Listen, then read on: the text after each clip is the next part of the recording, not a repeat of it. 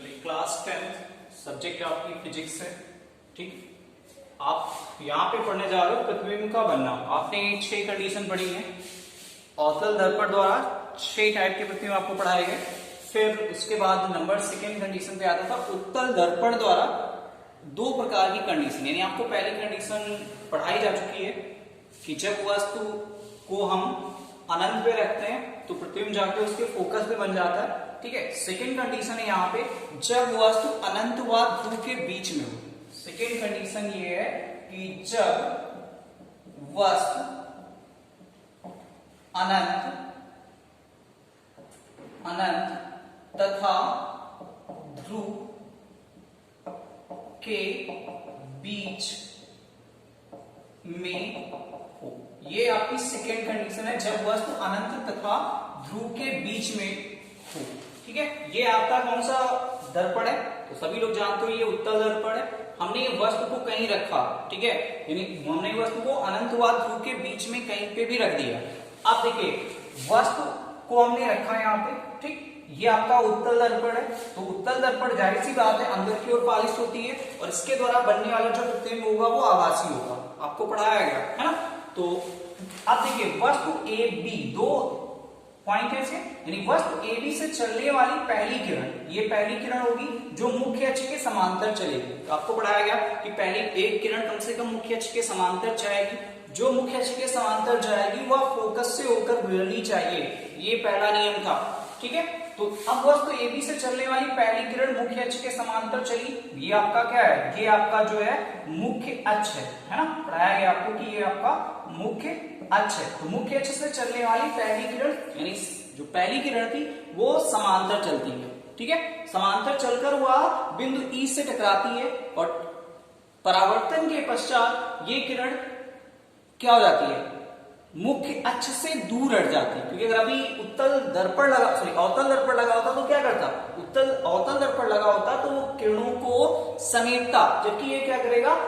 अपसारी होता है। यानी उत्तल दर्पण जो होता है अपसारी किरणों को फैला देगा। तो ये किरणों को फैला दिया, ये किरण जो है ऊपर की ओर चली गई। फिर दूसरी किरण जो है तिरछा आपतित होती है इस उत्तल दर्पण पर और आपतन के पश्चात उसके बाद ये कह सकते हो कि जब तिरछा आपतित होती है तो परावर्तित होती है। देखिए किरण इधर की ओर आती हुई दिख रही है और फिर उधर की ओर जाती हुई दिख रही है। यानी ये दोनों जो किरणें हैं, ये किरण कहीं पर भी मिलती हुई प्रतीत नहीं होती है। अतः कह सकते हैं कि यहाँ पे प्रतिबिंब जो होगा वो नहीं बनेगा, है ना। तो अब इन किरणों को पीछे आभासी रूप से बढ़ाते हैं। तो आभासी रूप से बढ़ने का मतलब है कि ये जो समांतर चल के आई है ये फोकस से होकर गुजरनी चाहिए। तो इसको आभासी रूप से पीछे बढ़ाया गया तो ये फोकस से होकर गुजरी। ठीक है, दूसरी किरण कम से कम वक्ता केंद्र या प्रकाशिक केंद्र से होकर जानी चाहिए। तो वक्ता केंद्र से यहाँ पे सी है, तो ये किरण जो है वो वक्ता केंद्र से होती हुई गई। ठीक है, उनको पीछे मिला दिया गया तो वो वक्ता केंद्र पर पहुंचती है। अतः ये दोनों जो किरणें हैं बिंदु ए डैश पर मिलती हुई प्रतीत होती हैं। यानी अतः कह सकते हैं यहाँ ए डैश बी डैश एक छोटा सा प्रतिबिंब बनता है जो कि सीधा होता है, आभासी होता है और वस्तु से छोटा होता है। तो ये है जब वस्तु अनंत तथा ध्रुव के बीच रखी जाती है तो प्रतिबिंब फोकस व ध्रुव के मध्य बनता है। ये जो P है आपका, ये आपका ध्रुव है। क्या है? ध्रुव। ठीक है, लिखना कैसे? लिखना चलिए बताते हैं। कहेंगे वस्तु AB से चलने वाली पहली किरण, वस्तु आपकी AB है, यानी AB से चलने वाली पहली किरण मुख्य अक्ष, ये लिखना है। ठीक है, वस्तु AB से चलने वाली पहली किरण मुख्य अक्ष के समांतर दर्पण पर आपतित होती है। परावर्तन के पश्चात वह किरण मुख्य अक्ष से दूर हट जाती है। ठीक है, तथा दूसरी किरण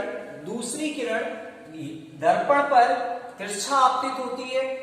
परावर्तन के पश्चात वह पुनः उसी मार्ग में वापस लौट जाती है। अतः ये दोनों किरणें कहीं पर भी मिलती हुई प्रतीत नहीं होती हैं। अतः इन्हें आभासी रूप से पीछे बढ़ाया जाता है। ठीक है, जो किरण समांतर चलकर दर्पण पर आपतित हुई वह उसको फोकस पर या फोकस से गुजरती हुई प्रतीत होती है तथा जो किरण तिरछी आपतित होती है वह वक्ता केंद्र से होती हुई जाती हुई प्रतीत होती है। ये दोनों किरणें बिंदु A' पर मिलती हैं, अतः यहाँ प्रतिबिंब A' B' बनता है, जो कि सीधा होता है, आभासी होता है और वस्तु से छोटा होता है। इतना आपको लिखना है, ठीक है। आपको प्रतिबिंब बनाना और फिर लिख देना है, ठीक। तो समझ में आया होगा कि जब वस्तु अनंत तथा ध्रुव के मध्य रखते हैं, ठीक है। चलिए कुछ और बढ़ाते हैं आपको।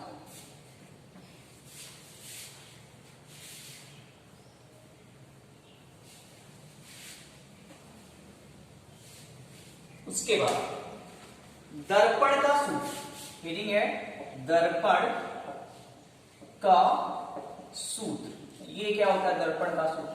देखिए, यदि आपने पढ़ा है कि जो F होता है वो फोकस दूरी होती है। क्या होती है?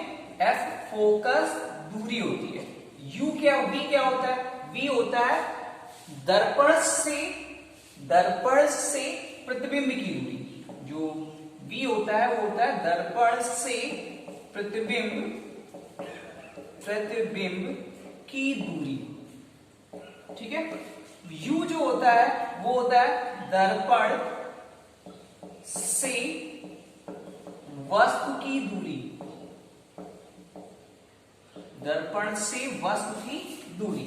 यदि F फोकस दूरी का गोलीय दर्पण U दूरी पर रखी वस्तु का V दूरी पर प्रतिबिंब बनाया जाए, तब जो रिलेशन होता है 1/F बराबर 1/V प्लस 1/U, ये रिलेशन होता है। हालांकि इसका पहले प्रूव होता था, अब आपके सिलेबस में नहीं है कि हम इसका प्रूव करा के आपको ये सूत्र ला कर दें। सिर्फ आपको ऐसे ही पढ़ना है कि 1/F बराबर 1/V प्लस 1/U होता है, और यही दर्पण का सूत्र है। ये फार्मूला आप लोग अच्छे से याद रखेंगे क्योंकि अभी न्यूमेरिकल सॉल्व होंगे तो उसमें बहुत ज्यादा यूज होगा और आगे भी इसका यूज होता है, ठीक है। तो F क्या है?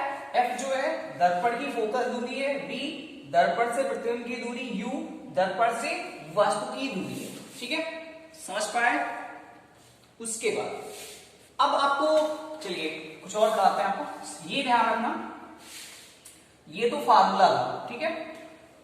अब हमें U क्या लेना है? जैसे मान लीजिए हमने एक ग्राफ बनाया, आपने पढ़ा है अक्ष, ठीक है। ये आपका y डैश अक्ष है, ये आपका y अक्ष है, ये आपका x अक्ष है और ये आपका x डैश अक्ष है। ये आपने अक्ष पढ़े हैं मैथ में, ठीक है।